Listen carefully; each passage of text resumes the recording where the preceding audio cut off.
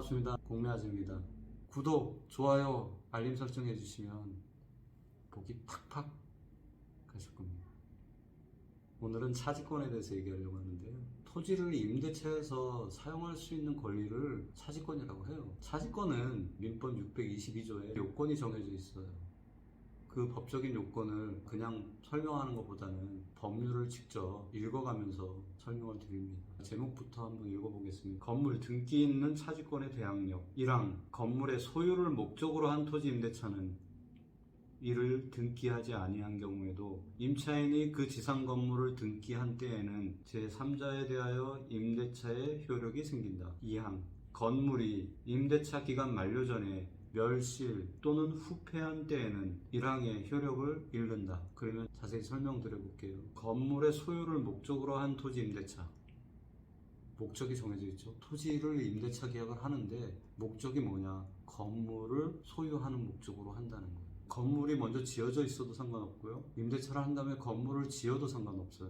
건물을 지어서 갖고 있었는데 법정지상권을 요구하기보다는 차지권을 가져야 되겠다는 생각으로 시도할 수 있죠. 토지에 임대차 계약을 하고 건물 보존 등기를 하는 거나 건물 보존 등기가 있는 상태에서 임대차 계약을 하는 거나 순서는 바뀌지만 상관없다. 그러면 차지권의 효력 발생 요건은 토지에 건물을 짓고 소유권 보존 등기를 마치면 이때부터 건물을 위한 토지의 차지권이 발생하는 거죠. 물론 토지 임대차에 대한 부분을 등기할 수도 있죠. 민법에 있어요. 임대인이 동의만 한다면 임대차 등기라는 걸 할 수가 있거든요.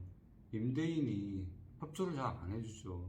협조해준다면 차지권을 주장할 필요도 없어요. 이건 안 해주니까. 토지를 빌렸더라도 거기에 지은 건물은 내 건물이니까 내 건물을 내가 소유권 보존 등기하는 거는 나 혼자 할 수 있잖아요. 그렇게 소유권 보존 등기를 하면 그 건물을 짓기 위해서 빌린 토지에 대한 임대차에 권리가 있다는 거를 인정해 주겠다는 거예요. 자, 그러면 이 차지권의 기간은 어떻게 되느냐? 토지의 임대차 계약에 터잡은 거죠, 이 권리는. 그러니까 토지의 임대차 계약이 존속하는 기간까지, 토지 임대차 기간 만료 전이어도 건물이 멸실됐거나 후폐한 경우라면 흔히 얘기하는 폐가 못 쓰게 됐다는 거죠. 그렇게 된 경우에는 대항력이 없어진다는 거예요. 법정지상권과 차지권의 공통점과 차이점을 알아본다면 이런 거예요.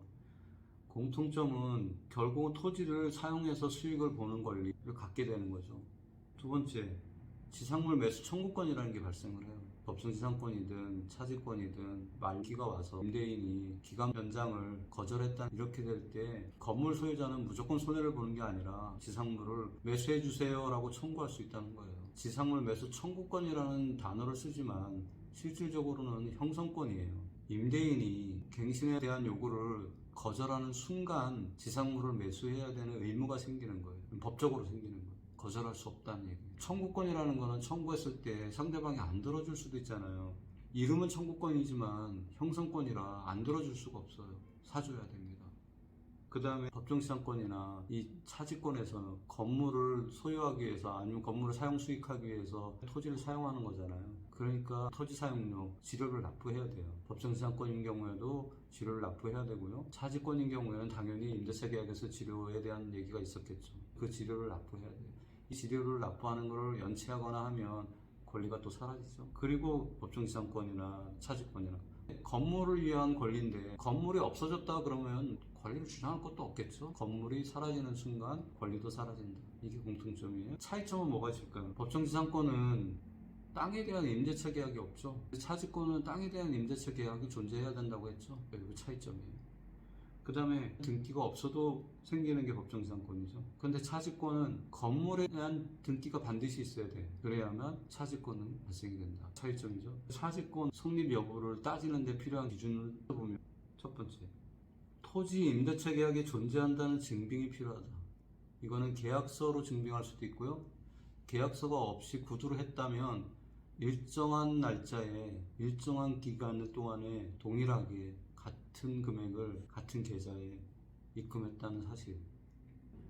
임대차 계약이 존재했기 때문에 토지 사용료, 한마디로 지료를 일정한 간격을 가지고 납부했다는 증빙이 되는 거죠.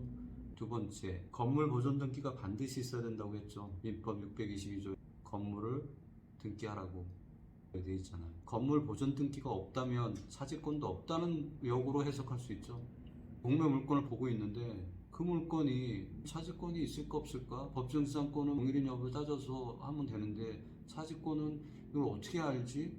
그 건물이 미등기라든가 무허가 건물이라면 차지권이라는 것 자체가 우스운 거죠. 법에서 건물 보존 등기가 있어야만 제3자에게 효력이 발생한다고 딱 박혀 있으니까 보존 등기가 없는 건물은 차지권을 얘기할 것도 없어요. 무허가 건물을 아니면 미등기 건물에 대해서 차지권을 얘기하시는 분들이 있어요.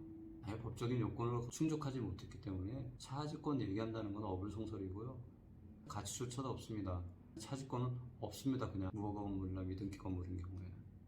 세 번째, 건물 보존 등기 하기 전에 토지에 물건을 등기하면 후순위를 밀립니다. 법에서 이렇게 하면 제3자에 대해서 효력이 발생한다라고 했으니까 대항력은 생겨요.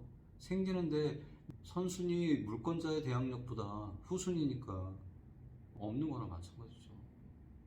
마지막으로 법정지상권이나 차지권이나 우리가 알아보는 이유가 뭐예요? 그게 성립한다 안 한다 불투명하니까 가격이 계속 떨어지겠죠. 이 떨어지는 걸 노리는 거잖아요. 그러니 결국은 차지권이 발생이 되든 안 되든 법정지상권이 발생이 되든 안 되든 우리에게는 수익을 볼 수 있는 기회가 생긴다. 법정지상권이든 차지권이든 발생할 여지가 있으면 그것만으로도 가격은 매력적으로 떨어지고 싸게 살 수만 있다면 법정지상권이 성립이 되든 차지권이 성립이 되든 무슨 상관이겠어요. 성립되면 지료를 통해서 월세로 맞추고 성립이 안 되면 지상물 철거 소송을 통해서 압박을 해서 싸게 건물을 매수하거나 그 협상이 안 된다면 승소 판결을 받아서 건물을 철거해버리는 방법도 있겠죠. 그렇게 해서 또 수익을 볼 수도 있고 성립이 돼도 수익이 나고 성립이 안 돼도 수익이 나는 게 법정지상권과 차지권 물건이에요. 두려워하지 마시고 싸게 사는 거에 집중하시면 됩니다. 그것 때문에 싸게 살 수 있다? 그러면 오케이. 구독, 좋아요, 알림 설정해 주시면 더 좋은 컨텐츠로 찾아뵙도록 하겠습니다.